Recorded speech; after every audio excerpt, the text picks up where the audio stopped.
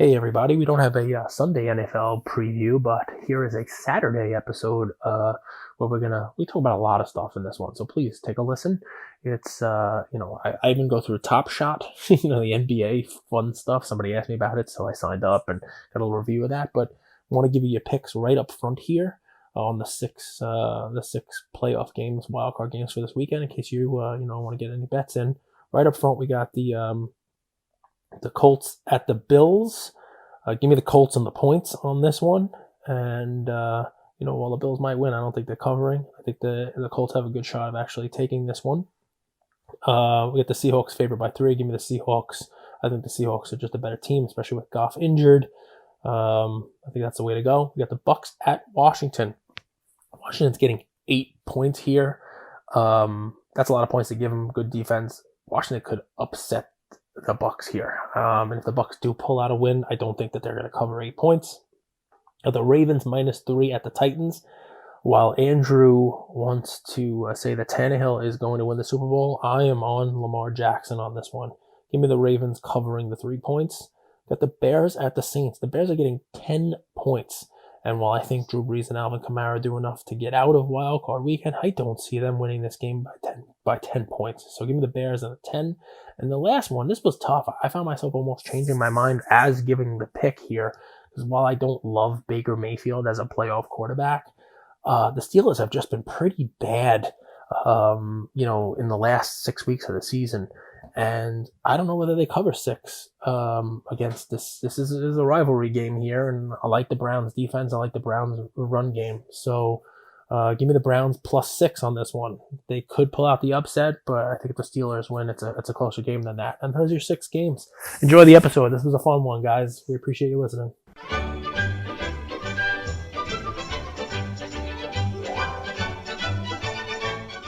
Happy Saturday morning. If you notice, I'm a little bit more zen this morning because the coffee hasn't totally kicked in. The coffee from Cage from yesterday still isn't kicking in. But that's why I have an amazing co-host. He can pick it up when I'm putting up 3 for 14 numbers from the field. I still play tough defense, but he'll take over the scoring and dunk on someone. So he even said, I have a few words to say to Luca Nation this morning. Got me very intrigued. So welcome back to another episode of Luca's Tigers and Bronzo Mine. Cage, we're going to do our NFL playoff preview today, but before we go, let us have some thoughts. Yeah, so it wasn't in yesterday's Coffee with Cage, but we do question and answer stuff all the time. We do once a week at least. And one of the questions he asked me recently was, "What do I think of TopShot?" Do you remember he asked me that? Mm-hmm. And I was like, Yep. I don't even know what that is. What the heck is that? So one of the members, Oliver of Luca Nation, he was in messaging in one of the groups about how he purchased something on TopShot and then resold it for a significant amount more money. And when I hear that, let's go jump in head first. So I kind of wanted to do even though it's today's football day, it's top of mind to me. So before I forget about it, what I told Oliver was, I would go in, for Hookah Nation, I'd spend a couple bucks and I'd dive in and see whether or not it was something that I thought was worth it or cool to share with Hookah Nation. And it's funny when I answered the question, I knew that it was some form of digital card sort of purchasing, kind of like Panini Dunk. And I mentioned that, my son really liked that. But at the end of the day, he was like, all right, so when are these cards coming to the house? You got this crazy card of Zion with an autograph on it on the phone, but it's not actually here. And that was disappointing. Top Shot is not exactly cards. It's a little odd because it's based on blockchain, Andrew, by the way. But it's they're limited edition moments, like these little video clips. You don't own the video clip, but in reality, it's the clip itself is almost insignificant. It's sort of playing on the virtual ownership and tradability of a person, but they're giving you a clip as like that thing instead of a virtual card. And I was thinking about it, and it's almost like these platforms that are coming up now where you never actually have physical ownership of the card, right? You can buy a card online, the card is stored somewhere else, and then you can immediately sell that card. So with Top Shot, it's two things. One, there are packs that come out that sell for various prices, base card packs, limited edition packs, you name it. You open it up, and it's random cards that are in it. Currently, they have like a base pack, $12. You get 5 moments, they call them. So it's like 5 video clips, and they're numbered. They're limited to like, either 1,200 or 2,500 or 3,000 or whatever it is, depending upon, the moment you get. They also have limited ones, like they had one for Christmas and had one for opening tip off. And, those are out of $2.99, out of $75, out of $85. Oliver got this LeBron one and sold it for a significant amount of money. So anyway, I went in with Ian and started buying some of these, moments packs. And the vast majority of them are I don't want to call it garbage, but almost untradeable. You get a Boban or a Joe Ingles dribbling the ball. Boban is very tradable. And you get it in a $12 pack. It's 1 of 5 cards, and you're able to list it in a marketplace for $1, and no one's gonna buy it. You know what I mean? So you have that, but we did get some fun cards. We got like Steph Curry shooting a 3, and you look it up in the marketplace that they have for reselling that moment, and that Steph Curry sells for like $28, $21. So I don't know why that video clip is what they chose instead of a card. I mean, I guess it's cool because it's NBA property, it's their moment, and you can put like a video reel of them together instead of having a card. But there is a tradability around it, right? It's kind of cool, So I don't know whether or not it's worth a tremendous amount of money. I mean, I haven't been on it for more than 12 hours now, and we'll see what happens. But I will tell you this, I bought 50 or so cards in 5 packs. And I listed them all in the marketplace, and people are on it. Like I'll list a Karis LeVert that's got a more limited amount of cards for $1 or $2, and it sells as soon as I list it. So I don't know if there's Karis LeVert fans out there, people trying to make sets. So there's definitely a lot of people on it. There's definitely people, scouring the pages to buy these things.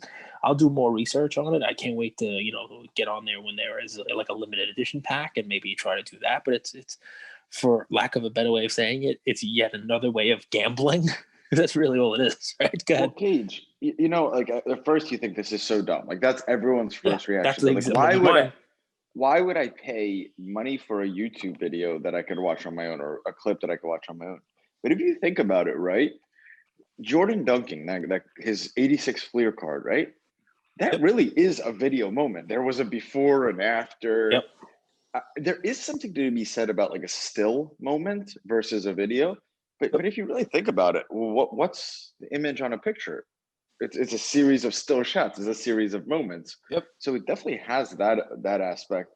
And more often than not, like you see people, they're sending their cards to PWCC or StarStock, and some people don't even touch their cards ever. Right. Right. So the two big objections that people might have against it, because at first it is very strange. Mm-hmm. We actually are kind of trending towards that. Moving away from it, 100%. Like picture this, like let's say I go to Top Shot, I buy a moment, I add it to my PWCC vault, right? And I have all of these moments saved, and I constantly am tracking the market prices for the moment. In the beginning, it's a little strange, but over time, I get used to it. I'm like, this is no different than having my collection of cards. Yep. These are my favorite NBA moments, and these are my favorite NBA players and cards. I think it has some potential. I think it's going to be cool to monitor the market. I also wanted to see if there's people who've been on this for a little while, and maybe we bring them on and have a little bit of a conversation. Yeah, that's cool. I got to tell you what I thought, and I mean, unfortunately, it's a downside, right? One of the attractive things to cards, I think one of the personality type that is attracted to it are gamblers. Mm-hmm. And I think when I think of like online breaking, I think it's similar to, going online and playing blackjack, doing an online casino, hitting, putting $100 in and then playing an online slot machine and hoping that, you're on the bottom right corner, you have credits, you put 100 credits in, you hit the button, random figures come up, and your credits are either more than 100 or less than 100. And they give you more credits for spinning the reels. And either what you get is going to take your credits down or bring your credits up, and you have more credits to play with, and blah, blah, blah. you can make an argument that this type of Top Shot is almost the same thing. Yes, they're putting sports moments to it, you name it, but you're putting $12 in for your pack, right? So that's 12 credits going into the slot machine, and you'll get 5 of these video moments that come Mm-hmm. up, right? And each one of them is a spin. It's a $2.40 spin on the slot machine, and each one that spins, it's like, oh shit, there, I got Mikal Bridges.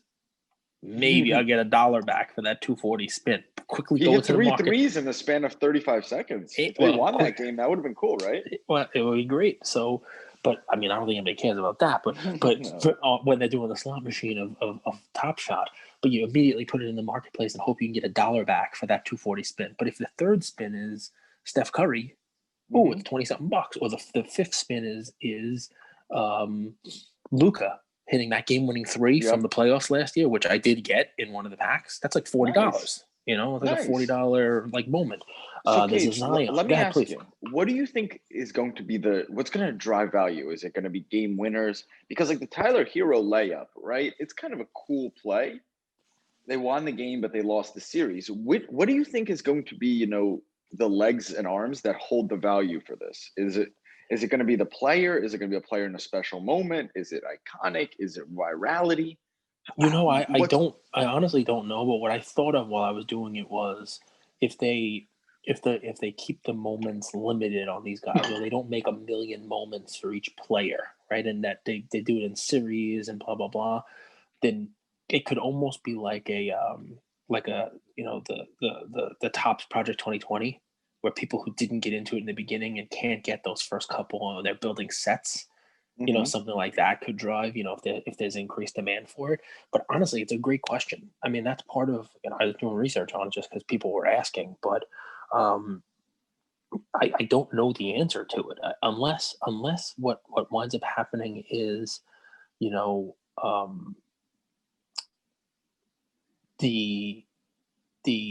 I think it's run by NBA and the NBA Moments or whatever it is, unless they did something where it was like, chasing. Like there's a special moment that's worth money and there's only 100 of, and they'll only let you get it if you buy, X number of packs in this, what I mean? Like, unless they start doing something like that where they become even more limited and people, it's like asking what makes a basketball card worth money. You know what I mean? Right. I mean, I don't know. There's intrinsic value and it's just demand, right? Rookie year. The rookie card and an iconic player are usually like the three. But I don't know if they would bridge out to baseball, but I think it would be so cool, like that 3-0 Tatis home run. Having that in a moment, but actually being able to see it from all angles, being able to see it from the catcher's mitt, and even a little bit of the post celebration. I think that would be cool because they do an amazing job of post production. So it would be cool to see if they could get it to baseball or football as well, right? Like the beast mode run. That would be such a cool Top Shot moment. Then you have like especially if you stuff, especially if you have it from different angles as well. So it's Listen, cool. you know what the weird part is, right? It's an NBA thing, right? So it's not done. I mean, obviously it's legal to it, but what made me think about it, as potentially being something that catches on is you were the one who told me this first, and Buster kind of reiterated something that you told me, and that was that the NBA, why it's successful is not because people watch the games. We like to talk about how MLB is not doing well with their sport because, people don't want to watch it, they're bored. But you explained to me that what is popular about the NBA is people don't watch the whole game. They consume it on Instagram, and it's a bunch of moments. It's this play, and I think maybe what they're trying to do is capitalize on that, right? Like, hey, that Luka shot in the playoffs, that was his coming out playoff moment. That's a moment. We're gonna only allow 3,000 people to own that moment in their collection, and therefore there's some collectability to it. I don't. An interesting thing about that is I bet most people didn't watch the Sixers Brooklyn Nets game, but everyone knows Kyrie said he didn't want to play because I just don't feel like it. That's how we consume it. They're kind of like keeping up with the Kardashians plus sport. The NBA has become a little bit of like a reality drama type of scenario, and I think people actually like that. That's super cool, right? Yep. Yeah. You're gonna say, I agree with him. I don't agree with him. I don't do that. Should Kawhi rest? He finally played his first back-to-back game. Do I agree? Chris Broussard saying Kawhi treats the game as a hobby. Let's get into it. Yeah, We're let's going do to the bring you the NFL. first 3 games today, right? Or are you going to go all 6, Cage? Well, I can do a whole NFL prediction for you guys. I can tell you where I think, but Let's go. I mean, it's probably better to just do the wild card weekend, and we could just talk about that, and we can, we'll give some picks, some plays, and all that fun. Well, people ask for Super Bowl predictions, so if you got it, you got it. Yeah, I'll tell you. I mean, listen, unfortunately to me, it feels very chalky. It feels like a chalky year. It feels like antacid. Which, wow. It feels I like was a chalky certain year. you would double down on your Browns. I was certain you would double down on your Browns. On this weekend I will be, but I'm talking about overall. I mean, the tough part is, and we'll go into it, right? I mean, it's a quarterback league, right? And a lot of what we talk about today is going to be dominated by the quarterbacks. A lot of what we talk about in these playoffs is going to be dominated by the quarterbacks. And, if you're an NFL collector and you're buying NFL cards, I think you should really take a step back and say, that's a safe place for my money right now, because the football cards and the league do really well when they have ambassadors, quarterbacks to lead them. And I've mentioned this in 1 or 2 prior episodes, but the crop of quarterbacks that are shepherding this league forward right now, it's one that we may never see again. And we talked about this from the top down. Even if you talk about the rookie class coming in next year with the kid Lawrence and Fields, and you throw in your Burrows and your Herberts and your a couple years before that, you throw in your Lamar Jackson, your Mahomes, all the way up to your Breeze, your Brady, you name it. The quarterbacks are on full display this week. They always seem to be. And I bring up the quarterbacks again because, I mean, I will tell you, I find it hard to go anywhere other than in my brain right now. And I may change if we watch the playoff games, but I find it hard right now to go anywhere other than Mahomes, Rodgers, Super Bowl. And that's as chalky as it gets. And I mean, I like it. Start with the end in mind, right? That's a great business strategy as well. Well, I mean, part of the reason why I find it hard is, I mean, with a different playoff bracket style, there's only one team in each conference that gets a bye. And I think that's going to be a huge, huge advantage, right, to these guys. I mean, I think it's going to be a big advantage that the Packers even with no fans, or are fans kind of, you think they're going to start to be allowed back in more? Home field more advantage. So? If you look at the numbers for this year, home field advantage really wasn't an advantage this year anyway. You know what I mean? And then fans, it's going to be a limited amount of fans, and will it have some impact? The home field advantage. Let's just jump right into it, right? Because we might as well. But Please. The home field advantage, if it's going to impact the game, here's the game it will impact, right? It is the 7 seed Colts at the 2 seed Bills. And I'm going to look at, I just want to make sure that I to the moment. I'm excited for this matchup. This is my favorite one. This is why I started with this one. This is my favorite game of the week. And it's Bills minus 6.5. Right? Bills minus 6.5. I just want to make sure I have the right spread for you on this one, because I know you get very angry. So I'll never forget about this. Last year, the Bills, I think they played the Texans. Was it last year in the playoffs? Yep. The Bills were dominating. Josh Allen looked so good, and then they just crumbled. Absolutely crumbled. They blew a second half 16-0 lead. They were up 16-0 in the second half and blew that lead. Yep. I'm a big fan of going against a quarterback who hasn't proven himself. If a quarterback hasn't proven himself in the playoffs, I often like to bet against him, especially when I'm getting 6.5 points. That's a ton of points. Yep. So spread wise and game wise, I might go differently in this game. But here, I'm going to appeal to you, because people don't go on this for betting, and I hope that people listen to this episode, because I think that Top Shot thing is fun, and we're talking cards and we're talking some fun stuff. I hope people do listen to this. But you are much more in the weeds on the betting stuff than I am, and you always bring stats and stuff. So what if I were to tell you that the Bills are the 4th team in the last 40 seasons to enter the playoffs on an 8-game cover streak, that they are dominating their opponents and dominating Vegas, dominating the line, covering the spread. And the 3 teams before them all covered the spread in their first playoff game and won by at least 12 points. And on the other side of the betting equation, Indy has failed to cover in each of its last 3 games. which is the longest active streak by any playoff team. So you're a big momentum guy. You got exact diametric opposites. You got a team coming into the playoffs with a huge against the spread cover momentum, and you got the other side, a team that's coming into the playoffs with a momentum in the opposite direction, not performing the way that people think they should perform. Getting I could have less. had more. I could have had more success probably following trends like that. And everyone has their own strategy. Here's the other little thing. Always Yeah, been please, who's the better team. I just try to match it up. I'm an X's and O's, fundamentals. Who's a better team versus looking at trends like that? That just has never been my style because it doesn't tell me anything. For me.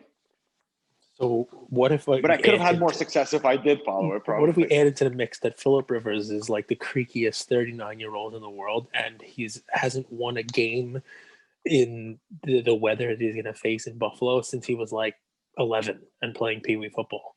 Literally, that guy has played in San Diego and a dome for his career. Mm-hmm. He's never played an outside, weather-impacted, wind-impacted game. And, when he doesn't fare well. It's funny because I got to tell you, the pick here is the Colts, right? I don't think the Bills win this by more than 6.5, right? And there's one reason for it. And you're right. Josh Allen's looked fantastic. His name has been on the fringes of the MVP discussion this entire time. He's not playing at the same level as Mahomes and Rodgers, but nobody expected him to. People expected him to be good. I think he's exceeded most of the top level expectations of him this year. But reminds me a lot of Lamar last year, doesn't it? Well, we'll get into Lamar in a second, but yes, reminds me a lot of Lamar last year. I think Lamar seems to always wind up with a bad playoff matchup for him, though. It's always those damn Titans for him. But we'll get to that in a moment. But there are a couple wildcard weekends always seems to come with one weird out of the blue, holy cow, how did that game happen? And I think this is like the in vogue game to pick the underdog to win the Colts, just because the Colts are a damn good team. Here's my take on it. I love the Bills. I think the Bills are a fantastic team, and they're going to go as their quarterback goes. We've talked about the Colts defense all year. That's their strong suit. Forget about Phillip Rivers. Forget about the whole deal. Their defense is strong. I mean, Darius Leonard is he's just a beast. And I want to go out there and I'll write up with my first game. I'm gonna bold prediction this. While the Colts have not looked fantastic going down the stretch, they found something in Jonathan Taylor, and the Bills are good. Mm-hmm. But I think that if the Colts are smart, the Colts will try to make this an ugly game. They won't rely on Rivers. They will give the ball to Taylor as much as they can. There'll be a lot of clock management. They'll let their defense keep them in the game. I think it's going to be a closer game than that 6.5 point spread. And in the end, my upset prediction, I think the Colts win in a close game. I think the Colts defense keeps them there. Maybe they make a play. Maybe Josh Allen, I used to tell Ian at the beginning of the year that I don't like the way Josh Allen ran with the ball. He held the ball out like a loaf of bread. That's what my coach used to say, tuck it in, protect the ball. Maybe they get, strip sack, fumble, maybe a, fumble recovery for 6. I just think the Colts defense will be the difference in this game, which most people are picking this game are picking the Bills. I have 41-37 coming down to the last drive of the game. There you go. I like that. So bet the over, folks. Which, by the way, I think the over huge. Looks amazing. Yeah. I mean, I think that probably happens also. Although I would love for the Colts to go in with a different game plan and try to. They're gonna let both teams chuck. They're gonna let both teams go. They play fast. There's no way either team's gonna change their strategy in the one game of the season. So, and the Bills have been playing quickly and chucking a roll. The Bills didn't let off the gas last week when they already clinched. So yeah, I really like the over. They scored 1 million points, but they're playing against a less motivated team. We'll see. But the over is that's an in vogue pick there. They're clearly a team that wants to ride their momentum, like in their strategy. They're like, we're not going to let up off the gas. We're having our most successful year in history. They're going to come out. I bet they throw 5 out of the 6 times on their first drive. They probably will. I think the Colts are probably one of the better defenses that they have faced all year, if not, we'll see what happens. But yes, the fun Don't the part is Colts remind you of a defense that turns the ball over, gets touchdowns, but they're very soft in their coverage. They do allow yards, and they do allow teams to move the ball up and down the field. Yep, opportunistic, 100%. Yep. But I think the point that we're both on the same page here is it comes down to the last play, or it's one of those like last possession kind of games, which if the spread is 6.5, go with the Colts. Take the points. Next one, another one, where people are potentially picking the an underdog here. So let's get it's the 6 seed Rams at the 3 seed Seahawks. Let's make sure I have your most up to date. It is the Seahawks -3 as we currently discussed this one today. Now, what's funny is these are divisional matchups, which is kind of cool. It's nice to see that. These are teams that are familiar with each other, so you have something to fall back on. And it's easy to say go with the Seahawks because the Rams had a horrible showing against them in Week 16, but they played earlier in the year and the Rams beat the Seahawks, so they actually split the series. Right, different teams at different times of the year. Going into this matchup, and here comes Andrew's Mr. Momentum again. Seattle's on a 4-game win streak, and their defense that looked pedestrian in the middle of the year has really looked legit. I mean, against lesser opponents, but they've allowed an average of 16 points per game for the second half of the season. So the last 8 games they played, 16 points a game was the average on defense, which is the best in the league. Which the question I have is Goff playing, right? That's it. Up in the air. Are they even better with Goff? Is it also an interesting debate? I'm sure they are, but who's they say the his quarterback? status is good. They say his status is good. I watched him officially questionable. I watched him practice yesterday, but I mean, come on, what did he have? Like, it's been like 8 days or something like that. It's like a fractured thumb, or 10 days, or whatever it may be. I mean, on his throwing hand, so that's got to impact him. What was the guy's name who was coming in? Wolford? What was his backup? John Wolford. I saw a cool prop play that said that if Wolford is playing, you can make some real money betting him as the person who will lead wild card weekend in rushing yards. Yeah. Fascinating. I'd love to know more.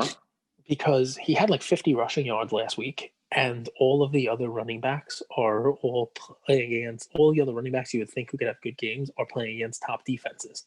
Saying Jonathan Taylor is playing against the Bills defense, and the Bills don't really even have that great of a running back, and the Redskins running backs playing against the Bucks defense. Gibson's playing. That just wildcard weekend doesn't have any flashy running back names who you'd expect to have a bunch, and they're saying that guy Wolford is just he's a scrambling running quarterback. It was an interesting read. I like to look for the betting stuff, but I do think that Goff plays. I would go with the Seahawks -3 here, just because when you have uncertainty around the quarterback, and even if he does play, an injury to the throwing hand, that's just too much to overcome, especially given the fact that even if he was healthy, Seattle looks like a very different team than they did in the middle of the year. Seattle's weird, right? It's almost like the same thing as Baltimore. They started off really hot, and in the middle of the season, I want to say they took like a Laker, load management. They kind of took a little bit of a break, and then they turned it on when you want them to turn it on. So I'm going to Seahawks -3 here. Do you remember the Rams early in the season where they were just defense and run game? Yep. If they bring in Wolford, that's a really tough team to stop if you think about it, because they're just going to run it down the Seahawks' throats and then defend. And Aaron Donald's a monster. The Seahawks haven't looked amazing on offense recently. They have not looked very good. No, they haven't. But I'll tell you, forget about it. If it's not Goff and it's Wolford, the Seahawks will just stack the box and know the run's coming and stop it, because I don't trust the Wolford throwing the ball down the field. I don't even trust Goff throwing the ball down the field with an injured hand. So I think the Seahawks defense they'll be able to if they do that. Mm-hmm. If they do that, right? We all, well, not we all, but people claim Sean McVay to be this offensive genius, right? He's really good at scheming. I mean, this is a testament game to Sean McVay. If he could pull this out with a back quarterback, which I have this hunch. Remember how you said you have this intuition? You don't know why. I have this hunch that the Rams are going to win today. I think they're a really tough matchup for the Seahawks, and the Seahawks struggled against the 49ers last week in a game they needed to win. I have a hunch that the Rams pull this one out. So I'll just go when it comes to the playoffs. Quarterback. And this is a close one. Goff's dinged up, and Russell Wilson. If I'm Russell Wilson, I'm coming to the playoffs probably hearing again how it's Mahomes and it's Rodgers and no one's talking about him. And I liked in the beginning of the year, if I'm Russell Wilson, that people were finally saying, "Oh man, look at Danger Russ as a potential MVP," but he fell off. He did. I'd come into the playoffs with a little chip on my shoulder and looking to make plays. Plus, half the Seattle team has been there, unless you're Jamal Adams. I mean, this is not. They're not waking up today going, "Wow, I got a playoff game today. Extra nerves, extra stuff." I mean, this guy, Seahawks basically live in the playoffs. So they've all been there before. They're not seeing anything they haven't seen. I just don't. You just look at Jared Goff and you look at him, you're like, I don't know, I'm trusting him. I mean, didn't he go to the Super Bowl, right? I mean, Goff, so I guess he's got some playoff stuff too. But I don't. To me, on balance, it just seems like the Seahawks are going in the right direction, and the Rams have too many question marks. Cooper Kupp, their possession guy, is not at full strength, right? So. Mm-hmm. We'll see. We'll see what happens. And here is the most fun game of Saturday, right? The most fun game. Fun using loosely used word in this one, huh? No, I'm going to try to find a way at 8:15 to sneak away and actually watch an entire football game today, because look, I don't really have a huge Brady invested card. I'd love to grab one. I should have grabbed several of his cards recently, but I want to see Chase Young sack him like 11 times. Me too. I love that little, in game, outside game drama, that little I'm coming for you. Because what does Chase Young have to lose? I mean, he had a monstrous rookie season. And if he doesn't happen to sack Brady 3 times today, what are people going to say? Oh, Chase Young, you suck. You didn't back it up. No, come on. I mean, it's not a one-on-one game. But Chase Young wanted Tom Brady, right? And he's going to get him, right? So what's the way to stop Brady? There's only one, really, right? No one's ever really found a way to completely beat him, but you got to pressure him, right? I'm gonna tell you right now, this spread is too much. The Bucs are favored by 8 points here. And you're just begging you to say that the Bucs are going to run away with this one, right? Because Washington's the horrible team. They got a losing record. They're from the worst division in football, and everything's horrible. Alex Smith is injured, and I'm not telling you Washington's going to win this game. I don't think Washington's going to win this game at all. But what I've seen from the Bucs recently, including last week, and I remember doing our picks and saying exactly this, that they'd win, but they wouldn't win by a ton. That's just been their MO all year. When they win, they don't blow out. I don't know if Evans is playing at all, right? I think he's out. Alex Smith is officially questionable. Evans is out. Yeah, so I think Smith plays, but I have a feeling that Washington uses 2 quarterbacks, none of whom are named Haskins. Mike Evans is a game time decision, according to Bruce Arians, just for people to know. But you think he's going to play? I don't. Yeah, I don't think so either. So do you trust Tom Brady this year? Do you think that father time has passed him?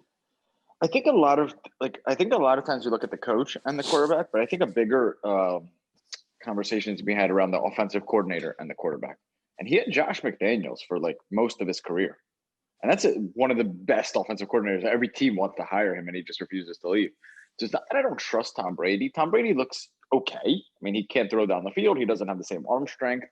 He can't make the throws Mahomes does, but he looks good. Not great, but I think that just having an offense in sync is a big deal. Like, I was watching a lot of their games. Mike Evans, they wasn't running the right routes. He wasn't breaking off the right routes. Antonio Brown, he just had him join this year. Rob Gronkowski just joined this year. It's a new offense. It takes time to click. So it's not that I don't trust Tom Brady. He's been good sometimes. He's been bad sometimes. I don't think they've had a tough last few games, honestly. They've just beat up on teams that kind of – Yep. Like they played the Falcons twice, and then they played the Lions. all of those teams, all two of those, fired their coach this year. So they were. Washington's the play here. Yep. I'm with you. Washington's the play here, and because too many points. But I'm going to go a step further and tell you I'm not going to be surprised if Washington wins the game. And here's why. Here's why. Right. So we talked in the beginning of this about the chalk, about how I find it difficult to go against Mahomes and Rodgers.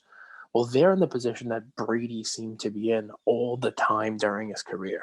They were the runaway best record in the league, had a bye, had home field advantage, had the best matchups in the playoffs, always. So let me give you a little bit of Brady fun. The way to beat him is to pressure him, have a strong defensive line playing against you. He's not going to scramble and make plays because it's just not his game. And you got Sweat, right? And Chase Young. Difficult to block. They have to put pressure on people all year long. But, yeah, ready for this? On the road, career postseason, Brady's record. 8 games, postseason on the road. What is he? 3-5. 4-4. Okay, not exactly somebody you want to bet on entirely, right? And give me his record where he's playing on the road in wild card weekend. 1-3. 0-0. Oh, Cage dropping bomb. Never had to do it. This is the first time in his 47-year career in the NFL with all of these playoff games where he's played the first weekend, wildcard weekend, on the road. Never done it. So he's in unfamiliar territory on an unfamiliar team with an unfamiliar offense that he hasn't got familiar with at all, right? New coach, new system, all the things you mentioned. I can see Washington beating him. I'm not saying that's going to happen, but it is one of those, it's one of those things where we talked about there's a crazy thing that happens and you wake up the next day and say, wow, did that really happen on wildcard weekend? It wouldn't completely shock me to see Washington take Tom the Goat Brady with an early exit from the playoffs. Just saying. Look, in the beginning, to go back to exit episode 55, I think I had the Bucks meeting the Cowboys in the NFC finals. So you were close. Obviously I lost Dak, right? But obviously if the Bucks make it pretty far, that's great. I think I had the Colts going out from the AFC, so I had a lot of the playoff teams. But all of my big time finals guys could be going home this week. You never know. What do you think of the over-under here? I think this is one of the easier, so to speak, plays. So it is 44.5. So I would think that it would go over just because, the Bucks, they've been really scoring like crazy. But I just don't trust what Washington brings to the table here, right? So I think if Washington, plays the game that I think they're going to play, they try to score less and slow it down and, force Brady to protect Alex Smith. Yeah, they're going to protect Alex Smith. They're going to run the ball a ton. So I wouldn't be surprised if the time of possession in the first half was lopsided in Washington's favor, and to see like a 7-3 game. Yeah. So I mean, it's tough because look, normal week I could tell you that the Bucks could put up 35, 40 points themselves, and a 44.5 over under is slow. But if Washington is able to actually enforce their game plan and actually pull it off, the game could go under real easy. These are the last 4 teams that the Bucks have played. They played the Falcons. They put up 44 on them. They played the Lions, put up 47. They played the Falcons again, put up 31. And they played the Vikings, put up 26.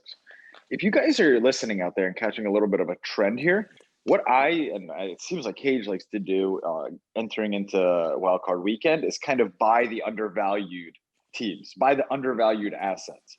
Because I think some of these regular season performances are going to be overvalued in the price. And those last 4 games, they played some of the worst defenses in the league where they put up 44. It's true. I think Washington is one of the best defensive lines in the league. Chase Young is next to Aaron Donald, who's as good as Chase Young on the line. I think it's going to be a real problem. I love the under on this game. So that's your yeah. I mean, listen, I hate betting the under because it's boring. I don't like to root for no scoring when I'm watching a game. But yes, this is one that's screaming for you to bet the under because, I don't think Brady has one of his all-time games, and I think that Washington is going to keep it close, and the only way to keep it close is to really slow things down. So that just screams for an under bet. And that's the Saturday games. Let me take a pause for a second because we're not going to talk about him, but I have a question for you and maybe for Luca Nation. Send us a DM or comment. Um, early on in the year, I had the Wharf sports cards on, and he gave us a pick, which was that Rodgers was going to win the MVP, and said that he was going to come in with a chip on his shoulder, and that the team drafted a quarterback, and he said like the last time that something like this happened, where I forget what it was. He said like the season before.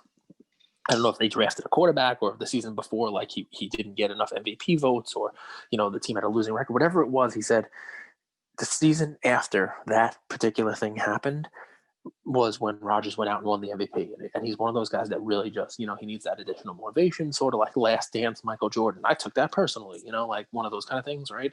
And he said to go out and buy a Topps Aaron Rodgers, rookie card, PSA 10. Dave's cards, who's in our old OG group, and in a bunch of Luca Nations groups. I made an offer to him on eBay maybe the week after the Wharf episode, and he reached out to me. He goes, "Hey, it's Cage, it's me. That's it's my card," and we wound up making a deal off of eBay, and I bought the card, and it's almost triple where I bought it at, and I wonder whether or not you would sell. I wonder whether you sell now. And that's my question. I'll let you answer it, and I'd love to hear what Luca Nation has to say about it. I think he's winning the MVP. I think that's already baked into the price, right? I mean, he's like a plus 1,100 or something like that to win the MVP. I mean, minus 2,400 with Mahomes at plus 1,100. Go ahead. Yes, and I think tripling is like it depends on your criteria, right? But if you look at how much Mahomes' card had run up, I think Aaron Rodgers' card may just be in the early cycle of that, right? Because if he has a deep run, we start to think about Aaron Rodgers as one of the top 3 quarterbacks of all time. Do we not? Yep. Who's in his category? We've said he's not very well liked, or that's been like the status quo, but that's not true at all. He's very well liked. He's very well respected. He just did a Barstool Fund with Dave Portnoy last night. He went live. I think he had a pretty terrible coach under him as well, Mike McCarthy. And now he has that young offensive genius. I can't remember his name. Is LaFleur, is that right? Yep. If you want a profit take, I really do think it's a good move. By the way, shout out to the Wharf. I mean, if you go back to that episode with the Wharf, he literally called this play-by-play. Not only did he tell you the card to buy, he literally said, "This is what's going to happen this season," which is unbelievable. Shout out to the Wharf. I mean, it was really impressive, and I loved his reasoning, I loved his rationale, and I took up $100 and bought the PSA 10. I'm not a huge Rodgers guy, and part of the reason why I think I will sell it is, and go with me here, and then tell me what you think, and then obviously Luca Nation, you guys tell me what you guys think too. It's just the top space. He has Chrome. He has Topps variants. He has all kinds of other cards that are out there that are better that I could trade into. And I think right now, with the price of the card being, I think it's around $1,000. The Wolf was saying, when he picked it, it was like a $400 card, and you could get it for under $400, and I did. It was one of those things where I think the price has the MVP and maybe some legitimate playoff success. I'm not saying Super Bowl, but getting to the Super Bowl baked into the price already. And I guess part of me thinks, what if he doesn't win the Super Bowl? Does the card take a little bit of a breather? Does it take a little bit of a step backwards? Probably. So is now the time to move the card? So I think I probably will sell it, but it's just one of those. That's fun... a good question. It's also a card, the Topps and the Topps Chrome. It's one of those cards that has a super low pop, but the reason it has a low pop is a lot of people didn't grade cards back then. People didn't pull football cards then. Like I'm looking at the Topps Chrome one. There's 3,856 cards graded from the entire football class of 2005. Right. There's more Zion cards graded in PSA 9s. I don't know what the Chrome is, but I think, I may, if I sold now, I may, roll the money into a Chrome. So I'm not saying, I don't like Rodgers. It's just, I was not completely sold on him. So I wasn't ready to buy into the Chrome version of him in the beginning of the year. So this was what I bought, and there's money to be made. So anyway, it was just a little break because we're not going to get to talk about Rodgers and the Packers during the picks today. So let's roll For you into guys Sunday's. out there listening that hold this card, it's card number 431. It's the Aaron Rodgers Topps card from 2005. There's 3,221 graded by PSA, 1,664 PSA 10s, 1,091 PSA 9. So about a 50% gem rate on that. And this card, is the Chrome? No, that's the regular Topps, right? That's the one I have. The Chrome only has about a pop of 290. Wow. So that's different. Very big difference. All right, so the Sunday games, real fun one. Ravens at Titans. 5 seed at the 4 seed. So I think the Titans are one of the more underrated teams going into the playoffs. It's a tough team to face. You're going the other direction on it, huh? I'm telling you that this is just a real fun matchup, right? Because last year in the divisional round. I love when Cage describes things as fun. He's like, real. He's building it as fun. Descriptive. It is, but I mean, why it's going to be... Look, why do we watch sports, right? Not because they're boring or not because they are, they're fun, right? Yes. I mean, they're fun. I mean, so I look for... anything can happen, and that's fun to me, right? And last year, this was the. That's why people listen to our show, because you're just a fun guy. Anything can happen on this show, on Lucas, Tigers, and Browns. When you call me a fun guy, it reminds me of my 6th grade biology teacher, Mr. Levy, right? And Mark Levy. And by the way, the Bills were very good then. So, people used to call him Marv Levy, which, just tells you how old I am. So he made a joke in biology all the time. And he's like, what the mushrooms say to the other mushroom at the bar? And you're like, what? Sit down.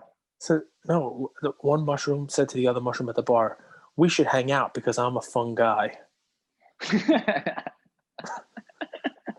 There's this Friends episode with Bruce Willis he's like a guest appearance on it, and he starts dating Rachel, and he's like, and Ross is dating Bruce Willis's daughter in this same episode, and he keeps telling Ross to break up with her. He's like, this is unacceptable. My daughter's 20, you're like 35, like this is gross.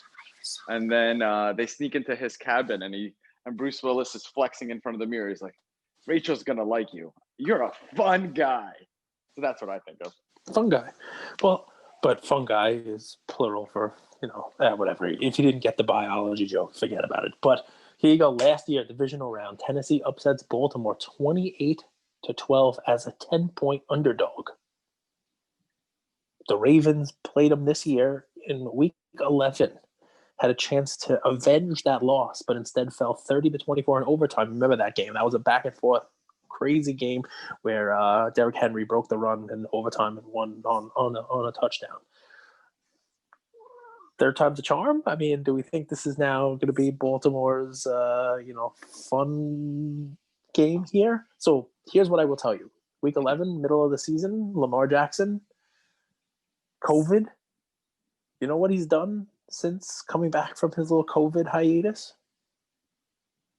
5-0 straight up and against the spread.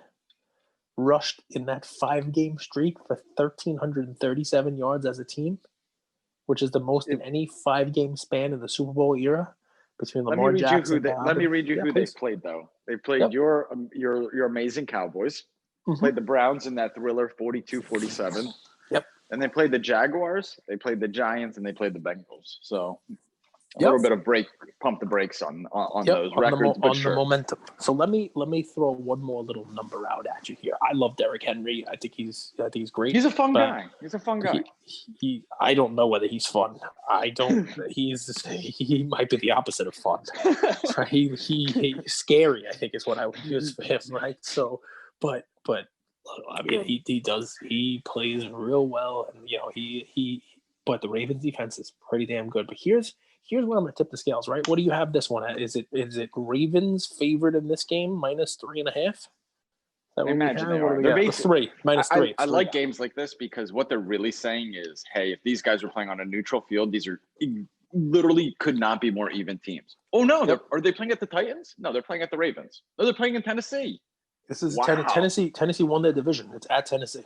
They're at Tennessee, and the Ravens are favored. Wow, that is surprising. In Tennessee, and the Ravens are favored by 3.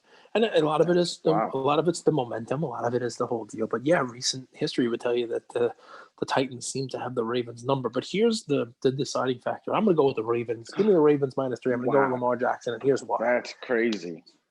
I don't view Lamar the same way that I view Andy Dalton. Do you? What does that even mean? Of course not. Lamar's just a ton better than Andy Dalton. Andy Dalton can't run. He can't throw. Okay. Kind of sucks. So in the vast expanse of the NFL, in the many, many years the NFL has been played, there has only been one quarterback to make the playoffs in his first 3 years of playing and exit the playoffs in his first game. In all amazing. Misery likes company. And that is Andy Dalton. And I just don't see Lamar Jackson and Andy Dalton ever in the same sentence from an NFL perspective. You just went nuts too. That's a ridiculous reason to bet. So that's my deal. That's my story. I think Lamar knows that he is one game, tomorrow's game, Sunday's game, away from this moniker. Can't win in the playoffs. From MVP but motivation is overrated. Motivation. You know what? Everyone has a plan till they listen to me. Yeah, everyone has a plan till they get punched in the face. In the mouth. Motivation is overrated. Your hero, I am Andrew Goldberg, just said motivation doesn't make a difference. No, I didn't say that. I said it's overrated. Doesn't matter. Doesn't matter. This is how quotes get butchered. This is he said Ian says talk to the hand. Because the face ain't give a damn. Remember that? Talk to the hand. Talk to the hand because the face ain't give a damn. Nah, I know what you're saying, right? I mean, you can go in there and say I'm not going to lose, but ultimately, there's a team on the other side of the field that's got something to say about it. So they're probably saying the same thing to themselves. It's just not a news story. Listen, you think the Titans are coming in like, let's lose this one. We don't want Lamar to join Andy Dalton at the bar. I think the Titans came in last year as an underdog with nothing to lose, and the Ravens came in thinking that they were the juggernaut. And this year, even though they're favored, I think the Ravens are going to come into this game with sort of a chip on their shoulder. This is a team that has had their number the last two times they've played, and I think the Ravens are a better team. I think right now running really, I think the Ravens are a better team. Yeah, except on defense. Well. Go ahead. I apologize. As he kills the soda. Let me ask you just straightforward question. Yep. Who's a better quarterback, Ryan Tannehill or Lamar Jackson? Lamar Jackson. Luca Nation, curious if, in our groups, if you guys are listening to this episode and you have a chance, just chime in here. Who do you guys think is a better quarterback, Lamar or Tannehill? Again, Lamar Jackson, only because the definition of a quarterback today is very different than it was 5 years ago. And, escapability, the ability to extend the play, the ability to, do something with your legs as well as with your arms. And Tannehill can do most of those things as well. But Tannehill's he's a ring general, they call him, right? Like Purnell, Sweet Pea Whitaker, right? He just doesn't seem to go in there looking to win the fight. He's looking to get, score some points, look good for the judges and not lose, which sometimes is good enough. But against the Ravens on Wild Card Weekend, I don't think it's going to be enough. I think they're going to have to rely on Tannehill to make plays and keep up with the scoring of the Ravens. And when Tannehill's put in that position, that's not where he excels.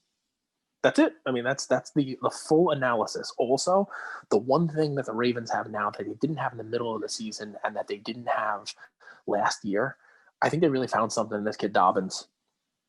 He's not Derrick Henry, right? But their run game has taken a step forward. And that's, I think, going to be the difference. Number 7 Bears at the number 2 Saints. Real quick. So last year, during Lamar's MVP season, he threw for 36 touchdowns, 6 interceptions, and 3,000 yards. This year, Tannehill threw for 33 touchdowns, 7 interceptions, and 3,800 yards. So Mhm. just How many rushing touchdowns did Lamar have that year, and how many rushing touchdowns does Tannehill have? You got to talk about total offense, man. Plus, what was the record? I mean, their I'm team on was they were the number one team in the NFL record wise.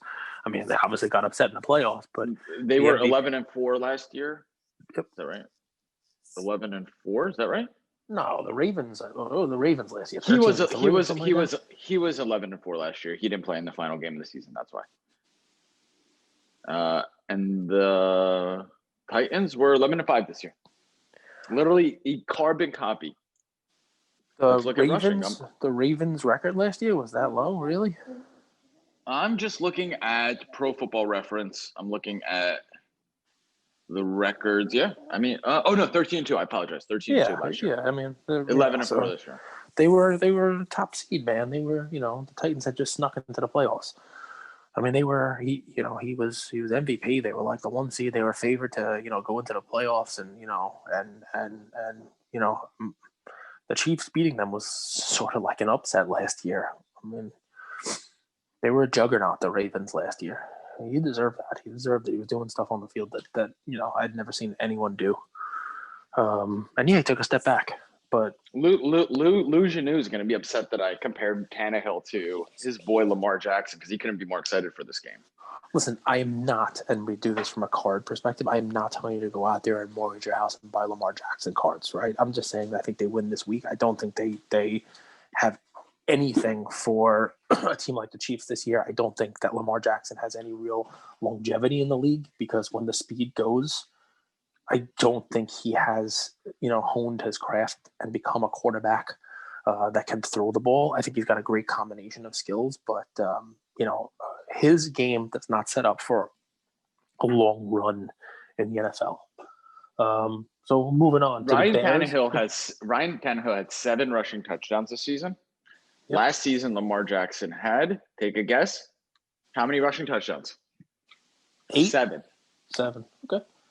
Carbon copy quarterbacks. How many as much of a disparity. Get the hell out of here. How many rushing yards? Rushing yards for Lamar Jackson. He had 1,000 yards last season. Yeah. So did Tannehill have 1,000 yards in his career? I mean, he might have had 7 rushing touchdowns, but he has them from the 1 yard line. Give me a break. I'm sorry. I dropped. I rarely drop the F word here, but you can cut that out, right? Yeah, cut it out if you can, please.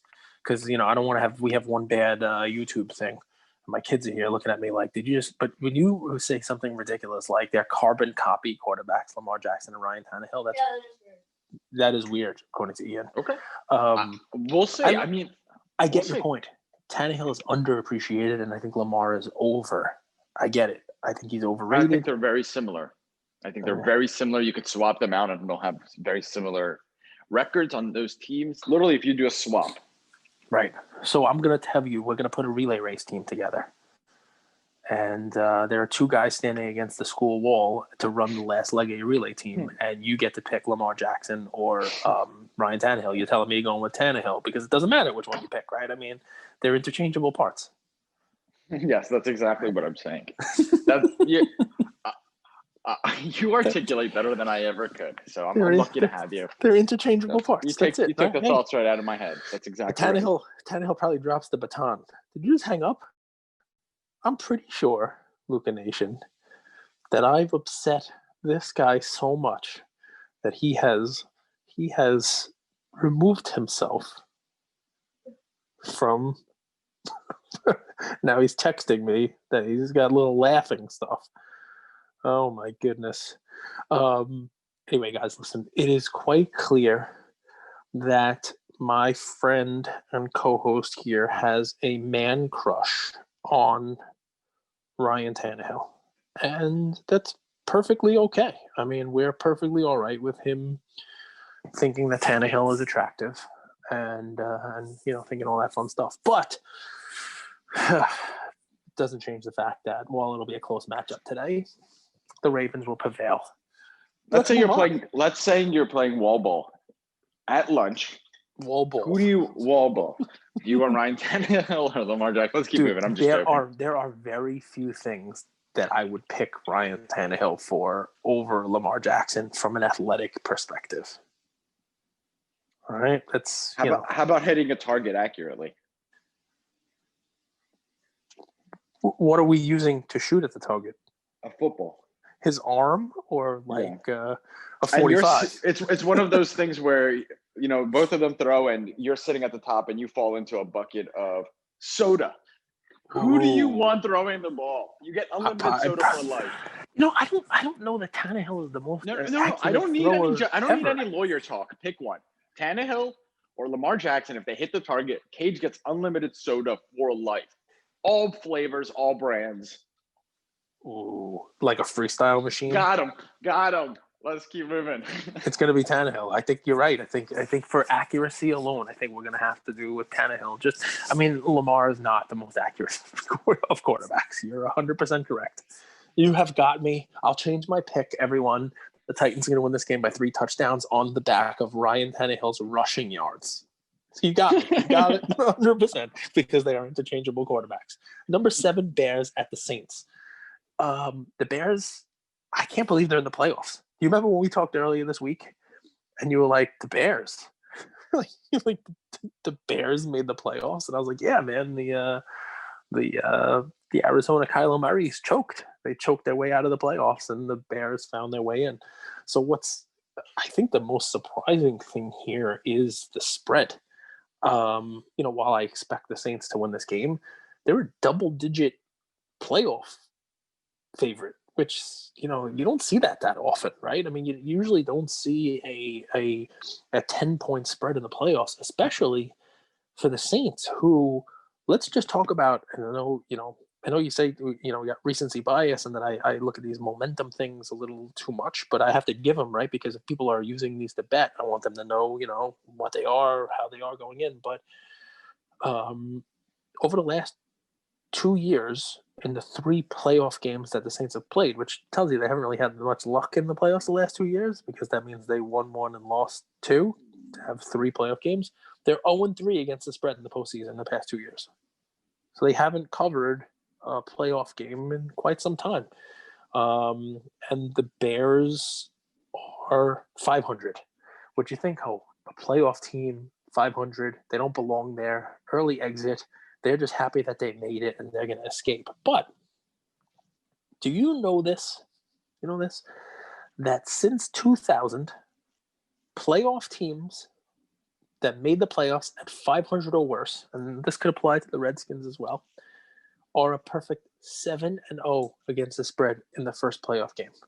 So some would say that, hey, they're just happy to be there and they're just going to, walk out and go home.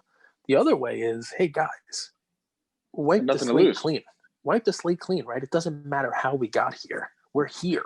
We're here. Let's go. We have the same deal here. The Giants win a Super Bowl as a wild card against the Patriots that year? They're wild card teams. Wild card teams usually do surprise. It's a different wild card setup this year, obviously, but there have been wild card teams that won the Super Bowl, definitely. So my pick for this one, well, I think Drew Brees and Alvin Kamara do enough to get the Saints out of wild card weekend. I don't think that the Saints cover a double-digit spread here, and my bet would be the Bears. I'm not telling you the Bears are going to win, but I see some scoring here, and final score maybe Saints 28-24 or 30-24 or something like that. Where they win, but they're not winning huge. The Bears stay in the game, and that would be one that I would be betting on the Bears. I do see a chance for the Bears to win this. I do too, if you look at it on the surface, but I actually think the strength of that Saints team is their defense. Yep. And I would argue that's one of the more talented defenses, if not the best defense in the entire NFL, which makes life really simple for Drew Brees, because neither Drew Brees nor Taysom Hill nor that offense, frankly, because Michael Thomas hasn't played a lot of this year either, has looked amazing. I mean, they look good. Drew Brees is amazing. And but the defense is tough, man. That defense is tough. And Mitch Trubisky, he's a quarterback. He is a quarterback. I mean, that's about all I can say about him. That's your state. Well, what I can say about him, and I'll probably butcher this because Week 17 against the Packers, the Bears look terrible. But most teams look bad against the Packers.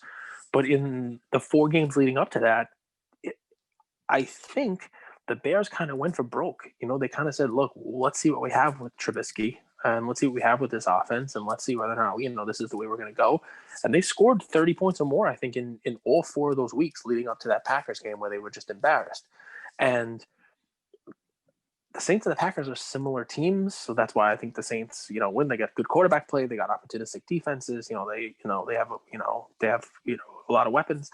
That said, if I'm a Trubisky card owner, I'm happier than I was in the beginning of the season. I mean, he's got some cardboard relevance again going into the season, going into the offseason. Like, hey, maybe this guy is not dead money. That's right. My buddy Adric, he's a poker player. Guys, hit him up. Adric Sports Cards. He has a massive Trubisky collection. He's a Chicago guy. It's a shame, obviously, because you could have put that money into Mahomes, clearly. But don't tell him that. But that's the way it works. But I'll tell you something. I mean, and I think I've seen some articles about this, definitely headlines on Twitter.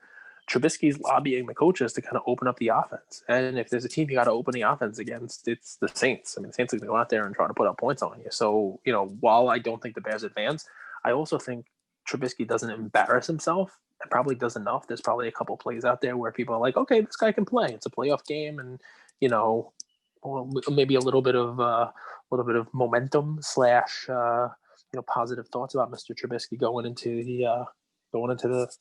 next season. What do you think of when I say a dog with no bite? What do I think of a dog with no bite? Like a toothless tiger, right? I mean, I think of like.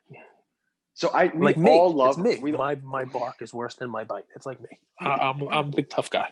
We all love really betting underdogs. We all love betting underdogs. So this is where a little bit of the sports betting experience. We all love betting underdogs. There's no better feeling than betting a big underdog and then winning the game. That's like I called it.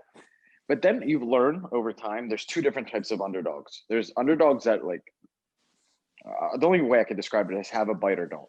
The Bears to me are a team that has no bite. They're an underdog on paper. They should put up a matchup, but to me they roll over. They're just a dog with no bite. And I see the Saints smacking them. There's a lot there. There's a lot of dog stuff there, right? So it's a dog with no bite. You're seeing them roll over. Eventually in the fourth quarter play dead. What else do we got? I see you throwing a ball there. Should we go fetch it? Yeah, look at you, man. Look at you. It's some fun stuff. Well, we got one game left for the fans here. You got a bold prediction for the Browns at the Steelers, the final game of Wild Card Weekend?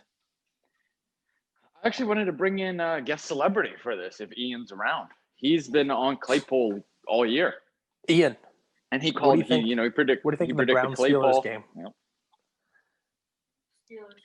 You think the Steelers win the game? The spread on the game, just for the 6 folks, points, right? Is -6. Steelers -6. You think they win a close game, or you think they win by a touchdown at least, buddy? They win by a touchdown. Listen, this is Chase Claypool's biggest fan here, right? And I will tell you that if this was Week 6, this would be the easiest pick in the world, because in Week 6 the Browns lost to the Steelers by 31 points. Then the Browns came back this past week and beat Pittsburgh's third-string team by just 2 points, despite being a 10-point favorite. They snuck out Baker, able to celebrate on the field, a 2-point win against their backups, right? So what does this tell you? Roethlisberger and the Steelers, they clearly are not the Super Bowl favorites that people thought they were after 10 or 11 weeks of the season. But what I saw last week is that their backups can almost beat Baker Mayfield.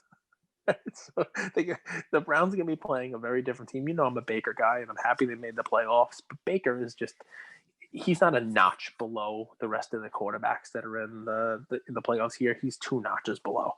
If you wanted to right now, he's down there with Lamar and Mitch Trubisky. What are there? There's what are there? 14 teams. There's 7 teams, right? So there's 7 teams in each conference. Let's go through the 14 starting quarterbacks really quick. A fun exercise for us, and let's see how many of them we put below Baker. Right, so just start off with the buys, Mahomes and Rodgers, right?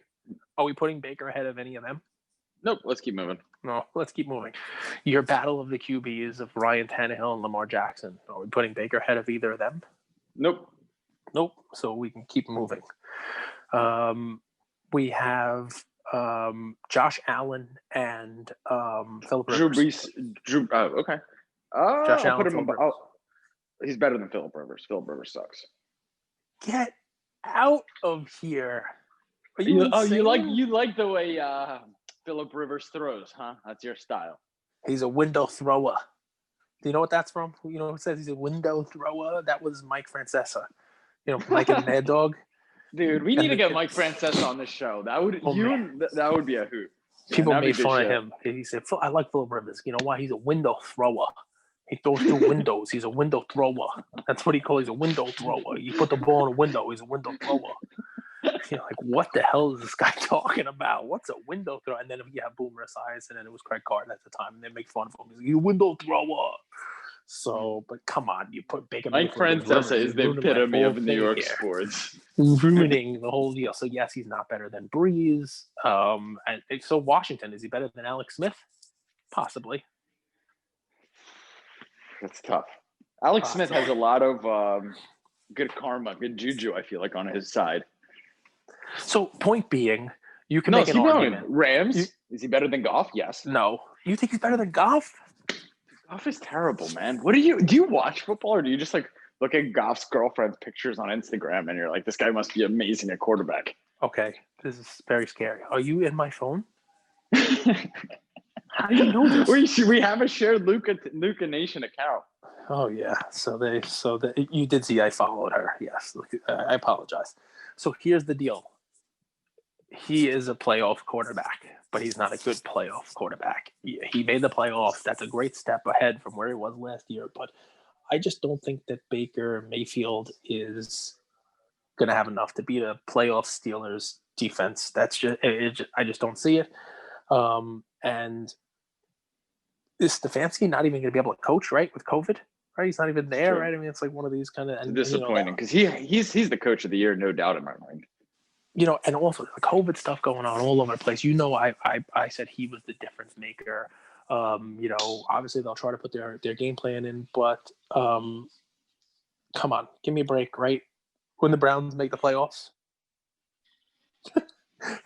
it seems like every year, this time of year, when the coaching carousel comes around and people are getting fired, Adam Gase or whoever it is, the Browns undergo a coaching change. And isn't it the most Browns thing in the world that even in a week where they are in the playoffs, they undergo a coaching change? So that's the deal, man. Even when they're doing all right. So this is one where, I mean, you got the Steelers favored by a touchdown. I think the Steelers win this one. The Browns can make it close. You know, this is one. They have everything you need. They have everything. They have a run game. They have two good running backs. They have a great defensive line. Myles Garrett is a beast. Yep. And they have a quarterback who's riding a lot of momentum and has played better. I'm predicting a Browns win, and I definitely predict a Browns cover. I like it. Yeah, I mean, I don't know whether or not the Steelers here's the.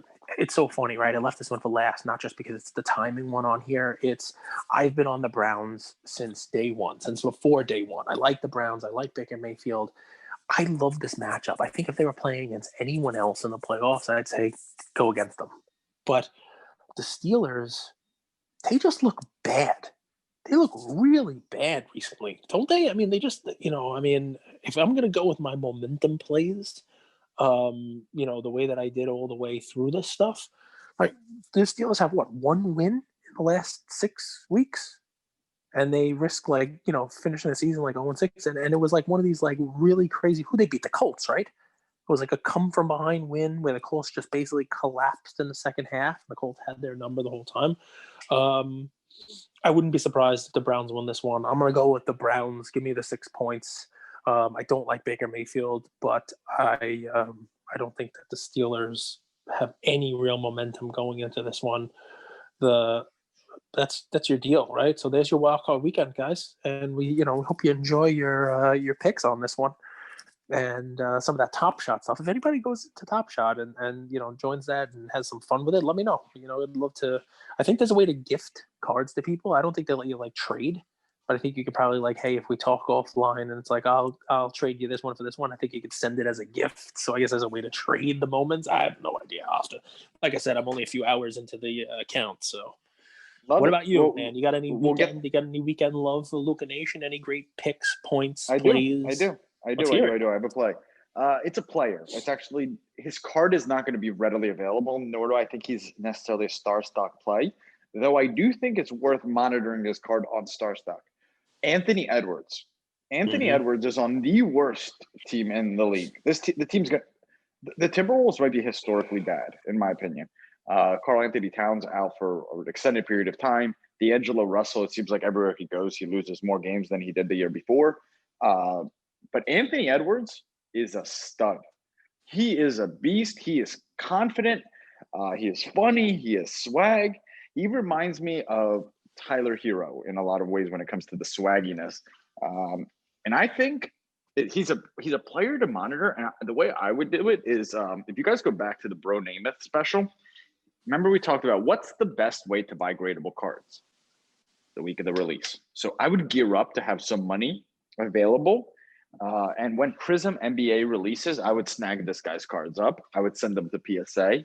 And I wouldn't worry about getting him back until next year because I think he really next season is when Anthony Edwards is going to kind of have his time. Because this year it's a lost cause for the Timberwolves, but he's good, man. He's really good. Listen, you know what you brought there. It's more than just that he's a good player on the court. He has that thing off court, right? And that isn't that the key, right? It's off the court. You know, a lot of times what we look for in these players is that one little extra thing. You know, everybody's got some skills on the court, right? But Tatis does his little dance, right? You like Tyler Hero swag. You like that something a little extra. And that's the difference between a card having real demand and the card price going up. And, you know, I've watched Edwards. I mean, he is funny. He's a funny dude. He's a that personality, interview is funny, right? Yeah, that's funny stuff. And him A1 from day one. Yeah, they'll play on that too, though, right? The NBA will put those clips out there. They'll be good at it, and it's another kid who is going to be good on the court, but that they can also promote. So I like the play. I like it's just monitor his cards for now, and you know we'll see what happens. Like it. He was so fun. A1 from day one. Trash can ball. Trash can. I'll play anything as long as there's money on the line. Anthony, he's good, man. I agree. All right, Luca Nation, let's end this. I want to get this up for you guys before the 1 p.m. game. Colts, Bills, are you going to do your thing? Cage, send all the picks up front. It was only 6 games, but yeah, I guess I can do it. I mean, we ramble on. We ramble on. We talk about Tannehill. We're dropping in a bucket of soda so that you have unlimited soda for life. 2-liter bottle is gone. 2-liter bottle is gone. But yeah, we can. I'll do a little thing up front. This way, people have it. Love you guys. Talk to you soon, guys. Thank you for spending some time with us on another episode of the Lucas, Tigers, and Bronze Oh My podcast. Do us a favor and like, subscribe. You know what? Don't just like and subscribe. Everybody does that. If you like us, tell your friends, tell your neighbors, tell your enemies, tell everybody. And we hope you got something from spending some time with us today, and we'll see you next time. Thank you.